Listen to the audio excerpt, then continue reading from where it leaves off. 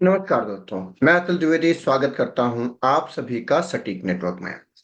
आगे बढ़ने से पहले आप सभी को दिवाली की हार्दिक शुभकामनाएं और उम्मीद करता हूं कि आपकी दीपावली बहुत ही अच्छी रही। भगवान आप सब पे अपनी कृपा बना के रखें। आज हम बात करने वाले हैं एक बहुत ही बड़े मुद्दे के विषय में। एक मुद्दा जो काफी सालों से, अगर इसकी शुरुआत की बात की जाए तो ये 2009 में या 8 या 9 के चुनाव के बाद में सरफेस पे आया था, जहां पर जीवीएल नरसिम्हा जी ने एक किताब लिखी थी जिसका विमोचन लाल कृष्ण आडवाणी जी ने किया था, जहां पर उन्होंने ईवीएम पे काफी सारे सवाल उठाए थे। जैसे इलेक्ट्रॉनिक वोटिंग मशीन होती है, उसमें कैसे मैनिपुलेशन हो सकती है, और इस पे उसकी सत्यता पे और उसकी फंक्शनिंग पे काफी सारे सवाल उठाए थे, और इसका विमोचन जो है तो एल के आडवाणी जी ने किया था। आज हम बात करेंगे इस विषय में और जानेंगे कि 2009 से लेकर के 2024 तक इसी विषय में क्या क्या चीजें हो चुकी हैं। कौन कौन सी संस्था है जो इसके विषय में आवाजें उठाती रही है, और कौन कौन सी संस्थाएं जो इस पे अलग अलग समय पे डाउट उठाती रही है। अगर रिसेंट का कोई एग्जांपल लिया जाए तो 2024 के जो जनरल इलेक्शंस थे और 2024 में हरियाणा का जो चुनाव था, उस पे भी काफी सारे डाउट उठाए जा रहे हैं। 2024 के चुनाव के विषय में एडीआर ने अपनी एक रिपोर्ट में कई सारी अनियमितताओं को बताया है कि करीब करीब 5 लाख से ज्यादा वोटों की गड़बड़ी है। और दूसरी जगह अगर देखा जाए तो हरियाणा चुनाव को लेकर भी कांग्रेस ने कई सारी आपत्तियां दर्ज की हैं। कम से कम 20 से ज्यादा, करीब 20 के आसपास जो है तो असेंबली से सीटों पे उन्होंने गड़बड़ी की आशंका जताई थी, और इसके लिए एक एफिडेविट भी सबमिट किया था या शिकायतें दर्ज कराई थी चुनाव आयोग के साथ में। तो ये हो गई पूरी समरी इसके विषय में, लेकिन हम जानना चाहेंगे कि आखिर जो चुनाव आयोग है वो किस तरीके से काम कर रहा है। चलिए हम ईवीएम की बात छोड़ देते हैं, लेकिन चुनाव आयोग जिस तरीके से काम कर रहा है, इसके काम करने के तरीके को देख करके कई कई तरीके के संदेह पैदा होना लाजमी है। तो हम सबसे पहले ये देखना चाहेंगे कि क्या ये संदेह हमारे मन में है, या कुछ ऐसे लोग जो कि शायद सरकार से सवाल पूछते हैं उन लोगों के मन में है, या ये जनता के बीच में भी इस तरीके के सवाल उठ रहे हैं। तो सीएसडीएस एक बहुत ही बड़ी संस्था है जो कि अलग अलग चीजों के बारे में, इलेक्शन प्रोसेस से रिलेटेड, इश्यूज से रिलेटेड, और किस पार्टी का कितना बेस है, इससे रिलेटेड कई तरीके के रिसर्च करते रहता है और सर्वे करती रहती है। इसी से जुड़ा एक सर्वे उन्होंने 2024 अप्रैल में किया था, जहां पर कुछ इस तरीके का उसका रिजल्ट रहा। तो जो सर्वे का साइज था वो करीब 10,019 लोगों पे सर्वे किया गया। 19 राज्यों में ये सर्वे हुआ है। पोलिंग स्टेशन जो कवर किए गए वो 400 के आसपास थे। Assembly constituency 100, parliamentary constituency 100। तो बेसिकली बस 100 अलग अलग पार्लियामेंट्री कॉन्स्टिट्यूंसीज की 100 अलग अलग असेंबली सीट्स पर, और 400 पोलिंग स्टेशंस पे इस तरीके का सर्वे किया गया। तो जिसके बाद उन्होंने इस तरीके के रिजल्ट्स पाए। तो जो पहला रिजल्ट है वो सीएसडीएस का, वो कहता है ट्रस्ट ऑन इलेक्शन कमीशन। अगर इलेक्शन कमीशन के ऊपर ट्रस्ट की बात की जाए तो 2019 के मुकाबले 2024 में इलेक्शन कमीशन की साख गिरी है। तो great trust on in election commission कहने वाले जो पहले 50% से ज्यादा लोग हुआ करते थे, अब वो 28% रह गए हैं। सम ट्रस्ट इन इलेक्शन कमीशन कहने वाले 27% थे पहले, अब वो 30% हो गए हैं। लेकिन don't have much trust in EC कहने वाले, मतलब ईसी पे बिल्कुल कोई ज्यादा भरोसा नहीं है, ये कहने वाले पहले 7% थे और ये 14% हो गए हैं। वहीं no trust at all in EC कहने वाले 5% थे पहले, और अब ये 9% हो गए हैं। अदर्स का आंकड़ा हमने इसमें नहीं जोड़ा, लेकिन ये सारे मुख्य आंकड़े हैं जो हम आपके सामने रख रहे हैं अभी। आगे अगर देखें तो आप इस बात से समझ सकते हैं कि इलेक्शन कमीशन की जो साख है 2019 में भी कम थी, 2024 में ये 50%, 30% से भी नीचे जाती दिखाई दे रही है। सम ट्रस्ट इन ईसी मतलब इलेक्शन कमीशन कुछ तो ऐसा कर रहा है, या फिर कुछ तो उसकी कार्य प्रणाली में खामियां हैं जिसकी वजह से इस तरीके के सवाल उठ रहे हैं। आज हम इस बारे में बात क्यों कर रहे हैं, इसके बहुत सारे कारण हैं। एक, जो उन्होंने कांग्रेस के जो उठाए हुए मुद्दे थे, जो भी इश्यूज कांग्रेस ने उठाए, जिस तरीके से एक जवाब लिखा हुआ है कांग्रेस को, उसके वो भी एक मुद्दा है। और दूसरा, अ, उत्तर प्रदेश के जो चुनाव 13 नवंबर 2024 को होने वाले थे, अब वो चुनाव 20 नवंबर 2024 को पोस्टपोन कर दिए गए हैं। तो बेसिकली चुनाव की तारीखें उत्तर प्रदेश के और सारे जितने भी उपचुनाव थे, उनकी तारीखें 13 नवंबर से हटा करके 20 नवंबर कर दी गई है।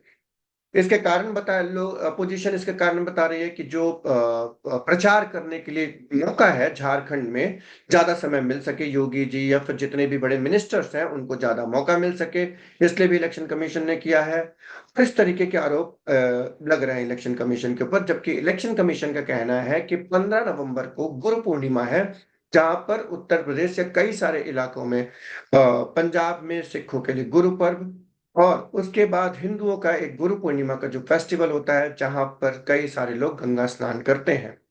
तो इस वजह से इस बात पे उन्होंने, इलेक्शन कमीशन ने इसको जो है तो पोस्टपोन किया। अब बात करते हैं अगले मुद्दे के बारे में, अगले मुद्दे के बारे में, जहां पर trust on electronic voting machines की अगर बात की जाए। 2019 तक सीएसडीएस इस तरीके का कोई सर्वे नहीं करता था शायद, क्योंकि इसका डेटा कोई अवेलेबल नहीं है। लेकिन जो 2024 के रिजल्ट है वो इस तरीके, highly likely EVM manipulation by ruling party. मतलब रूलिंग पार्टी ईवीएम में मैनिपुलेशन कर सकती है, ऐसा सोचने वाले लोगों की संख्या 17% है। समवॉट लाइकली ईवीएम मैनिपुलेशन, मतलब कुछ कुछ जगह पे 28% सोचते हैं लोग, 28%, जो कि ये मानते हैं कि जहां पर ईवीएम मैनिपुलेशन हो सकता है। ठीक है। तो ये अगर आप जो दोनों आंकड़ों को जोड़ देते हैं, करीब 45% हो जाता है। तो मतलब 10,000 लोगों के सैंपल साइज में अगर 45 की बात की जाए, तो करीब 4,500 से ऊपर लोगों ने इस बात को कहा है। और अगर 4,500 कह रहे हैं, तो ऐसा कहने वाले बहुत लोग हैं। और अगर इतने सारे लोग इस इलेक्शन प्रोसेस पे क्वेश्चन उठा रहे हैं, इस पर इलेक्शन कमीशन को कोई ना कोई एक्शन लेना चाहिए और लोगों की शंका को दूर करना चाहिए। ना कि सिर्फ पॉलिटिकल पार्टीज को, बल्कि इलेक्शन कमीशन की ये भी रिस्पॉन्सिबिलिटी है कि वो आम जनता, अगर एक भी व्यक्ति को ये लगता है कि हमारी इलेक्टोरल प्रोसेस फेयर नहीं है, तो इलेक्शन कमीशन को उसका जस्टिफिकेशन देना चाहिए, प्रॉपर जस्टिफिकेशन देना चाहिए।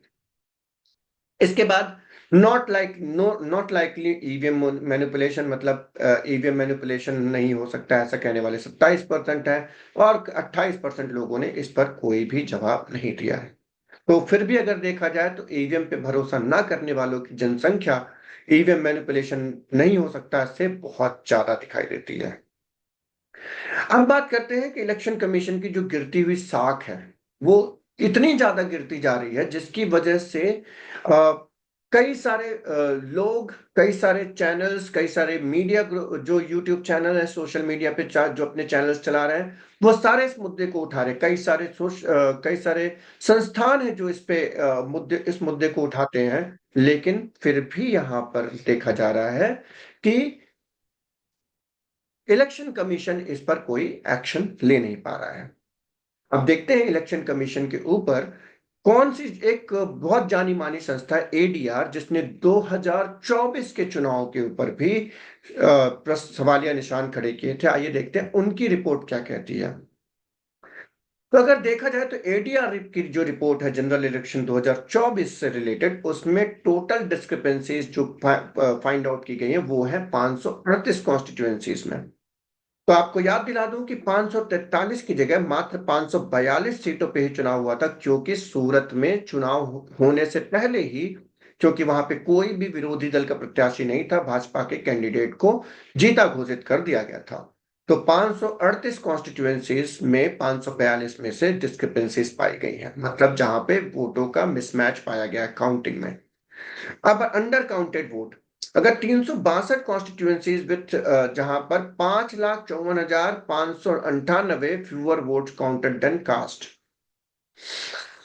ठीक है। जितने वोट पड़े उनमें से ऐसा एडीआर का दावा है कि 5.5 लाख वोट कम कास्ट किए गए। वहीं अगर ओवर काउंटेड वोट्स की बात की जाए तो 176 कॉन्स्टिट्यूएंसीज है जहां पर 35,093 वोट ज्यादा काउंट किए गए। कॉन्स्टिट्यूएंसीज जहां पर किसी भी तरीके की कोई गड़बड़ी नहीं पाई गई, किसी भी तरीके का वोट डिफरेंस नहीं पाया गया काउंटिंग में या फिर वोट जितने पड़े उनमें। वो थे अमरेली, अतिंगल, लक्षद्वीप, दादर और नगर हवेली एंड दमन दीव। तो ये इन जगहों पर किसी भी तरीके की गड़बड़ी पाई नहीं गई। अब इसके बाद बात करते हैं कि एडीआर ने क्या क्या सवाल उठाए। तो पहले देख लेते हैं एडीआर ने क्या सजेशंस दिए हैं इस पे। एडीआई का कहना है कि publish scan copy of form 17C, जो कि अकाउंट करता है वोट जितने पड़े with in 48 hours of polling. आपको याद होगा कि जनरल इलेक्शन के समय पे भी 6-6, 7-7 दिन, इनफैक्ट एक किसी राउंड के बाद में, शायद दूसरे राउंड के बाद में 11 दिन बाद इलेक्शन कमीशन ने अपना डेटा पब्लिश किया था, डेटा चेंज किया था, फाइनल डेटा पब्लिश किया था कि कितने वोट पड़े। माफ कीजिएगा। तो अगर बात इसकी की जाए तो 17C एक ऐसा डॉक्यूमेंट होता है जो कि जितने भी पोलिंग एजेंट अलग अलग पार्टियों से या कैंडिडेट्स के जो रिप्रेजेंटेटिव होते हैं उनके सामने फॉर्म 17C साइन किया जाता है और उसकी एक कॉपी जो है तो जो एजेंट होते हैं उनके साथ शेयर की जाती है। लेकिन 2019 तक तो इलेक्शन कमीशन ये फॉर्म 17C का जो डेटा था वो उसको कॉपीज को पब्लिश किया करता था, लेकिन 2024 चुनाव में उन्होंने ऐसा नहीं किया। 17C की कॉपी अपलोड नहीं की। उनका कहना ये था कि इससे जो है तो काफी सारी भ्रांतियां फैलती हैं, मिसकैलकुलेशंस करते हैं लोग और इस तरीके की चीजें होती हैं, जो कि काफी, जब ये बात इलेक्शन कमीशन ने कही थी तब भी लोगों ने सवाल उठाए थे कि ऐसा मतलब आपको ट्रांसपेरेंसी रखने में क्या प्रॉब्लम है। क्योंकि 17C तो सबके, हमने कितने वोट डाले कितने वोट पड़े इसकी अगर कोई गिनती ही नहीं है, काउंटिंग ही नहीं है, तो आप मतलब किस तरीके की बात कर रहे हैं। पर इसका जवाब इलेक्शन कमीशन देता नहीं है, समझ सकते हैं आप। अगर हिस्टोरिकल कॉन्टेक्स्ट देखा जाए तो एडीआर ने इसी तरीके की जो गड़बड़ी है 2019 के लोकसभा चुनाव में भी लगाई थी। तो टोटल जो डिस्क्रिपेंसी है वोटों की वो 5,89,691 वोट्स की है। वो डिटेक्ट की गई है अलग अलग 538 कॉन्स्टिट्यूएंसीज में। लेकिन अभी तक इलेक्शन कमीशन ने किसी भी तरीके का कंक्रीट जवाब इनको इस पर नहीं दिया है। इस पे कई सारे जो अलग अलग वायर और कई सारे मीडिया ग्रुप्स ने इस पे रिपोर्ट भी की है, लेकिन इस पर अभी तक इलेक्शन कमीशन का कोई जवाब नहीं आया है। अब समझना यह है कि इलेक्शन कमीशन जो है तो इस तरीके के जवाब क्यों नहीं देता है और इलेक्शन कमीशन किस तरीके का काम कर रहा है कि उसे डेट्स चेंज करनी पड़ती हैं। हरियाणा इलेक्शन में आपको याद होगा कि डेट चेंज की गई थी, वोटिंग का डेट चेंज किया गया था। उसके बाद अगर देखा जाए तो अभी जो है तो बाई इलेक्शंस जो होने वाले हैं स्टेट्स में उनकी डेट्स को चेंज किया गया। हमें याद नहीं है कि इससे पहले जो है तो इलेक्शंस कई सालों से हम देख रहे हैं इतने फ्रीक्वेंट, मतलब कोई अनहोनी घटना घट जाए, मतलब कोई नेशनल डिजास्टर हो जाए, ऐसी अप्रिय घटना घट जाए जिससे पूरा देश दहल जाए। ऐसी घटना तो ऐसी कोई समझ में नहीं आ रही जिसकी वजह से इलेक्शन की डेट्स को कैंसिल करना पड़े या चेंज करना पड़े। लेकिन अगर आप डेट्स डिसाइड करने से पहले ये क्यों नहीं सोचते हैं कि आप की गुरु पूर्णिमा है कि क्या है ये, या फिर कुछ भी सारे त्योहार हैं और आप चाहते हैं कि ज्यादा से ज्यादा वोटिंग पोटेंशियल लोगों का निकले, तो इस बात को मेक श्योर करना किसका काम है? इलेक्शन कमीशन का काम है। लेकिन इलेक्शन कमीशन इस काम को सही से कर ही नहीं रहा है और इलेक्शन कमीशन जो है तो दूसरों का सिर्फ मखौल उड़ाने में, अपोजिशन की पार्टीज का सिर्फ मखौल उड़ाने में लगा रहता है। और अगर देखा जाए तो शायरियां होती हैं, शेर व शायरियां पढ़ी जाती हैं, वहां पे जाकर के अलग अलग टाइप के स्लैंग्स यूज किए जाते हैं, अपोजिशन पे और विपक्ष जो उन पे क्वेश्चन उठाते हैं उन पे कटाक्ष किए जाते हैं। एक कॉन्स्टिट्यूशनल बॉडी है इलेक्शन कमीशन, उसको किसी पॉलिटिकल पार्टी में या किसी व्यक्ति के ऊपर कटाक्ष करना शोभा नहीं देता है। उसका काम है जनता के प्रति जिम्मेदार रहना और जनता को आंसरेबल होना। और जनता को रिप्रेजेंटेटिव कौन है? वही अपोजिशन पार्टी के जो लीडर्स हैं वही जनता के रिप्रेजेंटेटिव हैं। अगर उन्हें इस प्रोसेस पे डाउट नहीं है तो आपने देखा सीएसडीएस का जो सर्वे कहता है कि लोगों के बीच में इलेक्शन कमीशन की साख गिरती जा रही है। आप जरूर लाइक करें इस वीडियो को अगर आपको भी लगता है कि इलेक्शन कमीशन की साख लगातार गिरती जा रही है, और कमेंट्स में बताएं कि आपको क्या लगता है कि इलेक्शन कमीशन जो है तो क्या सरकार के हाथों की एक कठपुतली बन गया है। हम ऐसा नहीं कह रहे हैं कि ऐसा नहीं था, पहले हमेशा से ऐसा रहा है। पहले बैलेट पेपर की चोरी होती थी, बैलेट बॉक्सेस बदल दिए जाते थे, जो कांग्रेस की सरकार रही हो चाहे समाजवादी पार्टी की सरकार रही हो, इस तरीके की चीजें होती रही हैं। लेकिन क्या हमारी प्रोसेस को और रोबस्ट नहीं होना चाहिए? इलेक्शन कमीशन को अपनी साख के बारे में सोचना नहीं चाहिए? जरूर हमें कमेंट्स में बताएं और लाइक करें अगर आप हमारी बात से एग्री करते हैं तो। धन्यवाद।